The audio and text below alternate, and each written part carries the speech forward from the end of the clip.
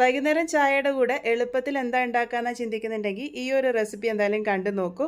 ഇത് പഴം ഉപയോഗിച്ചാണ് തയ്യാറാക്കി എടുത്തിരിക്കുന്നത്. നല്ല പഴുത്ത 2 മീഡിയം വലുപ്പത്തിലുള്ള നേന്ത്രപ്പഴമാണ് എടുത്തിരിക്കുന്നത്. ഇതുപോലെ പഴുത്ത് കറുത്ത് തുടങ്ങിയ പഴം വേണമെങ്കിൽ നിങ്ങൾക്ക് ഉപയോഗിക്കാം. അത് ഇതുപോലെ കട്ട് ചെയ്ത് മിക്സറിൻ്റെ ചെറിയ ജാറിലേക്ക് ഇട്ട് കൊടുത്തിട്ടുണ്ട്.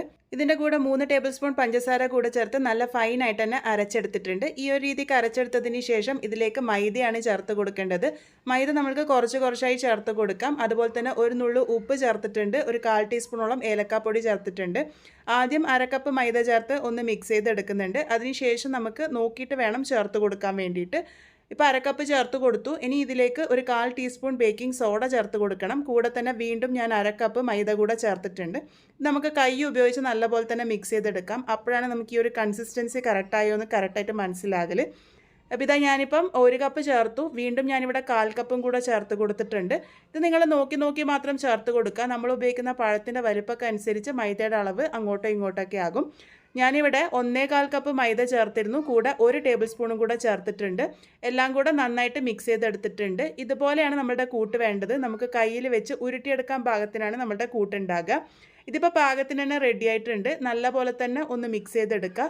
ഇത് ഷേപ്പ് ചെയ്തെടുക്കാനായിട്ട് കയ്യിൽ കുറച്ച് എണ്ണയാക്കുക. ചെറിയ ഉരുളകളാക്കിയിട്ട് നമുക്ക് ഉരുട്ടിയെടുക്കാൻ പാകത്തിനാണ് ഈ ഒരു കൂട്ട് ഉണ്ടാകുക. ഈ ഒരു രീതിക്ക് വേണം കൂട്ട് തയ്യാറാക്കി എടുക്കാൻ വേണ്ടിയിട്ട്. അപ്പോൾ അതാ ഇതുപോലെ നമുക്ക് ഉരുട്ടിയെടുക്കാം. ഇനി ഇത് ഡീപ് ഫ്രൈ ചെയ്തെടുക്കാനാണ് പോകുന്നത്. എണ്ണ നേരത്തെ ചൂടാക്കാൻ വേണ്ടി വെച്ചിരുന്നു. എണ്ണ നല്ലപോലെ ചൂടായി വന്നതിന് ശേഷം ഇതിലേക്ക് ഓരോ ഉരുളയായിട്ട് ഇട്ട് കൊടുക്കാം. ഇട്ട് കൊടുത്തതിന് ശേഷം ഫ്ലെയിം ഏറ്റവും ലോയിൽ വെച്ചിട്ട് വേണം ഇത് കുക്ക് ചെയ്തെടുക്കാൻ വേണ്ടിയിട്ട്. അത് പ്രത്യേകം ശ്രദ്ധിക്കണം. ഇതിൽ പഴവും പഞ്ചസാരയൊക്കെ ചേർന്നതുകൊണ്ട് തന്നെ പെട്ടെന്ന് കളർ മാറി വരും. അപ്പോൾ അതാ ഞാനിതിപ്പോൾ തിരിച്ച് മറിച്ചൊക്കെ ഇട്ട് കൊടുക്കുന്നുണ്ട്. ആദ്യം ഇട്ടത് തിരിച്ചിട്ട് കൊടുത്തിട്ട് വീണ്ടും ഞാൻ ഇതിലേക്ക് ഇട്ട് കൊടുക്കുന്നുണ്ട്. അത് ആ ഒരു എണ്ണയിലേക്ക് എത്രയാണോ ഇടാൻ പാകത്തിനുള്ളത് അത്രയും ഇട്ട് കൊടുക്കാം. ഇതുപോലെ തിരിച്ചും മറിച്ചൊക്കെ ഇട്ട് ലോ ഫ്ലെയിമിൽ വെച്ചിട്ട് വേണം ഇത് കുക്ക് ചെയ്തെടുക്കാൻ വേണ്ടിയിട്ട്. അത് പ്രത്യേകം ശ്രദ്ധിക്കണം. ഹൈ ഫ്ലെയിമിൽ വെച്ചാൽ ഇതിൻ്റെ കളറൊക്കെ പെട്ടെന്ന് മാറി വരും. പക്ഷേ ഉള്ളോളം കറക്റ്റായിട്ട് വെന്ത് വരില്ല. ഇതിപ്പോൾ അതാ ലോ ഫ്ലെയിമിൽ വെച്ചിട്ട് ഞാൻ തിരിച്ചും മറിച്ചൊക്കെ ഇട്ട് നല്ലൊരു ഗോൾഡൻ ബ്രൗൺ കളർ ആകുന്നത് വരെ ഫ്രൈ ചെയ്തെടുത്തിട്ടുണ്ട്. ഈ ഒരു കളറാകുമ്പോൾ നമുക്കിത് എണ്ണയിൽ നിന്നും കോരി മാറ്റാം. ഈ ഒരു പലഹാരം നിങ്ങൾക്ക് മൈദ ഉപയോഗിച്ചോ അല്ലാന്നുണ്ടെങ്കിൽ ഗോതമ്പ് പൊടി ഉപയോഗിച്ചും തയ്യാറാക്കി എടുക്കാവുന്നതാണ്. നല്ല ടേസ്റ്റി ആയിട്ടുള്ള നമ്മളുടെ 4 മണി പലഹാരം ഇവിടെ റെഡി ആയിട്ടുണ്ട്. പഴത്തിൻ്റെ ഫ്ലേവർ നല്ല തന്നെ ഉണ്ടാകും. ഇതിലേക്ക് മധുരം വേണ്ടാന്നുണ്ടെങ്കിൽ ഒഴിവാക്കിയാലും കുഴപ്പമൊന്നുമില്ല. നല്ല സ്പോഞ്ചി ആയിട്ടാണ് നമ്മളുടെ ഈ ഒരു പലഹാരം ഇരിക്കുക.